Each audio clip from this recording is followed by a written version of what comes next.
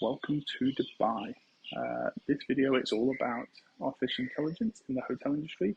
So I thought where better to do it than at a hotel. So today we are here at the Four Seasons, Jumeirah Beach, Dubai. Let me take you around.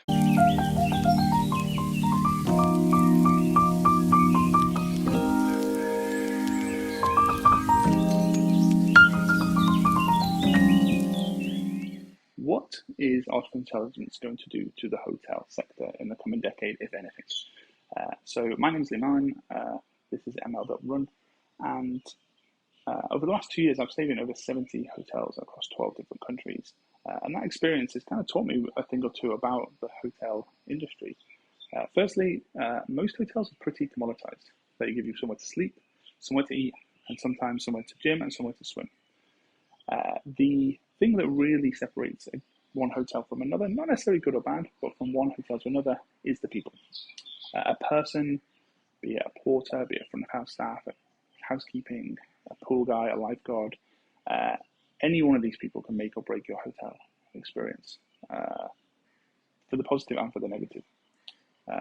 So to me, adding artificial intelligence to the hotel industry is all about how can we add this technology to supercharge and empower the people who are working in these establishments who actually care and want to deliver an amazing level of hospitality.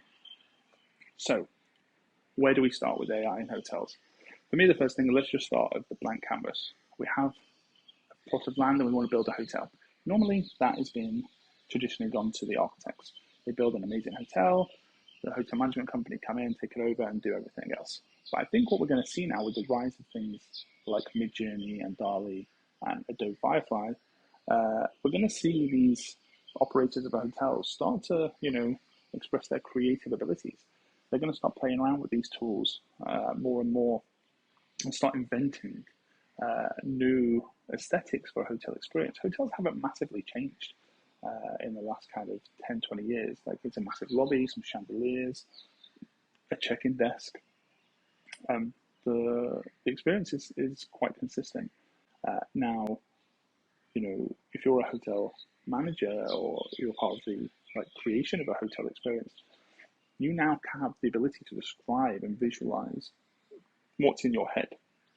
Whereas before you'd have to go to an architect.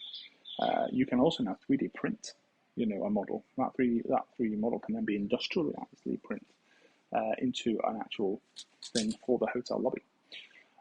That in itself, to me, is going to create the most amazing aesthetics of buildings that we haven't quite seen yet, especially in the MENA region, where the rapid amount of hotels that are being built across the Middle East is unprecedented at the moment. So let's say we now have a hotel. We have to find it. If we look at the UAE, for example, from memory, there is almost 2,000 hotels in the UAE. So trying to find one that fits to your preference, your price point, the things you like, you have to look through either an OTP, like Booking.com, Hotel.com, etc., or you have to search all of the different hotel websites, which, is quite a laborious task. And it hasn't really changed. I wrote an article about this here, and it talks about how the process of searching for a hotel stay hasn't changed a lot. You pick your dates, you then pick what star rating, the price point, if it's available, and then some key facilities has a pool, maybe has a spa, and then you check the reviews, you get frustrated, and then maybe you book something. I think that's going to change. I think we're moving to a place where I know and I can create my digital twin to know a lot about me and what my preferences are for a hotel experience. So therefore, it gives me the opportunity to, when I search, in this article I wrote, I talk about how from staying at 70 hotels over the last 2 years, we really learned that our kids are the happiest when there's a slide that goes into the pool. They get to play with the kids, it creates an element of entertainment, but without having a full water park experience. So we try and find hotels that have that. It's really hard. You have to go manually and look through photos to try and find it. When I asked ChatGPT, it delivered me a list of 10 hotels that have water slides in UAE. I think the more and more we have this conversational experience for searching, that's going to grow. So I'll be able to say, I want a water slide, I want a spa, I want a gym that opens 24 hours a day, I want rooms that face the ocean. Is there any renovation work happening? Like all these types of questions, I can filter out the hotels and maybe get that, 1,500 hotels down to maybe 100 or 10 or 50. And then once I get down to that kind of short list, I could then, as a human, ring up each hotel and ask them very specific questions to my desires for this particular holiday I wanted. It's not scalable for me, it's not scalable for the hotel. But with the rise of artificial intelligence now, we're in a position where my digital twin can ring the hotel's digital twin. They can have a natural language conversation around my preferences. And then I can maybe turn that 100 hotels down to 3. And then I can make my preference and book because it's been delivered to me and said, look, these are the 3 hotels. They're pretty much it. Tick the box for everything you want. Look at the photos because that's how I would decide and pick one of them. So now we've picked our hotel. This is where now we've created more of an intimate connection between you as the guest and the hotel. Now, what if now we can exchange our preferences to another level? We provide our names, the ages of our children, our allergies, like do we want a sofa bed made up? Do we want a sea view or a garden view? Do we want housekeeping in the morning or the evening? Do we want robes? Do we want any appointments already booked? Like all these different things can be exchanged between my digital twin and the hotel's concierge digital twin. It surprises me. We arrive to a hotel in our car, the hotel could ask our digital twin, are you driving your own car? And if they say yes, like what's the license plate? So then if you drive to a hotel, there's a gate, does APR recognition on the license plate. By the time you get to the lobby entrance, it knows it's your car, it knows you're checking in today, the bellboy's been prepared to take the luggage, they know you're not returning after just a day out. Front of house been made aware you're here, they can check the room's ready. If the room's not ready, then the restaurant gets alerted.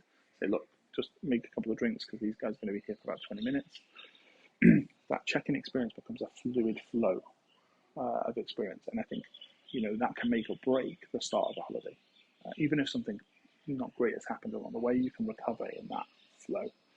Now, once we've kind of got to that kind of preference selection, we can then, explore the hotel. Maybe as we walk around, we notice, hotels are known for having great kind of art throughout the buildings. But actually, I spoke to someone and they said that the art curation for hotels is actually it's someone's job. It's a difficult experience. What if, a hotel brand, let's say Accord or Marriott, had a model, which is like, this is our model for art. And here's how it can be obviously influenced by region or by season or by day, and then generate the art off the back of that. Or potentially the art becomes screens and it changes as the day progresses or as season progresses. I always wonder when you enter a room into a hotel, the TV is basically like, welcome, Mr. Allen. But it's quite a generic experience. There's an opportunity for that TV experience to be something so much more and offer a personalization into you as a guest. It's kind of a wasted, advertisement of wanting to offer something special.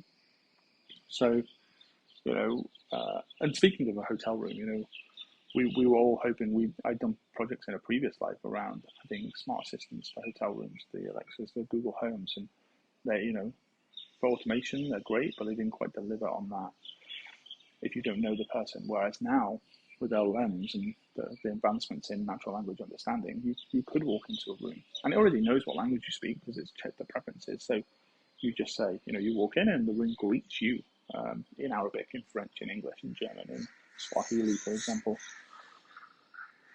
All this AI is not going to get rid of the crows. That's the one thing. There's the downside to it all. But the thing from all of that is you can then talk to your room. You can ask it questions. You can turn up the volume. You can turn down the lighting systems in hotel are notoriously overcomplicated. For me, that convenience factor and that personalization is what is magical about a hotel stay. And then as you walk around, like, you want staff that are engaged. If we can get rid of the rubbish and a lot of the mundane stuff, then you can have staff who really care and who are passionate about delivering hospitality. And unfortunately, like, our staff don't want to say to you, "I don't know." So if you ask, a member of staff a question, like, you ask the porter at the front of the hotel, like, "Oh, where's the kids club?" And if they don't know, they'll still try and guide you in the direction, or they'll have to go and ask another member of staff, which delays. What happens if their earpiece that they're having, instead of talking to a human, has another button that talks to an assistant, like an Alexa, Siri, etc. But instead of it being a generic assistant, it's something that's been tailored on an ever-growing digital brain of the hotel. So when they say, "Where's the kids club?" they can be like, "Okay, well, the kids club is normally in the west side of the hotel, but actually it's been renovated. So there's a room set up, it's 327, but it still has everything in there. This is how they get there." And it can provide that extra level of reassurance and knowledge for staff. And the more the staff has questions, the more the brain understands what it needs to learn.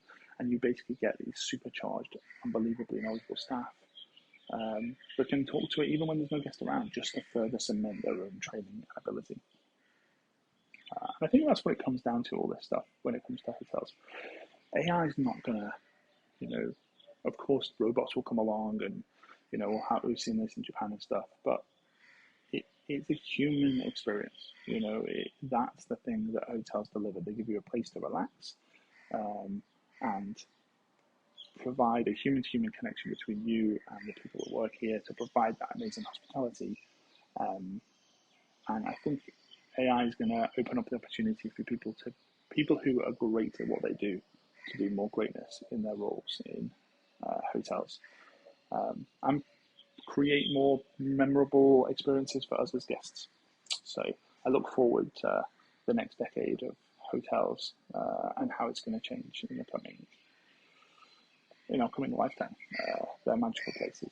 So if you're a hotel, I'd love to just chat to you more. I find this subject massively fascinating. If you're someone who loves hotels also and you have some recommendations, please let me know.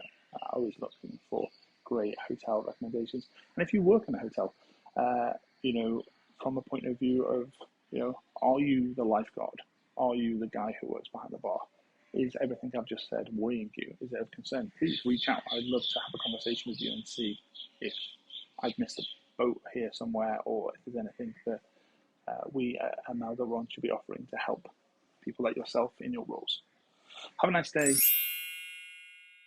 This has been Lee Mallon for ML.Run here at the Four Seasons in Dubai. Have a lovely day.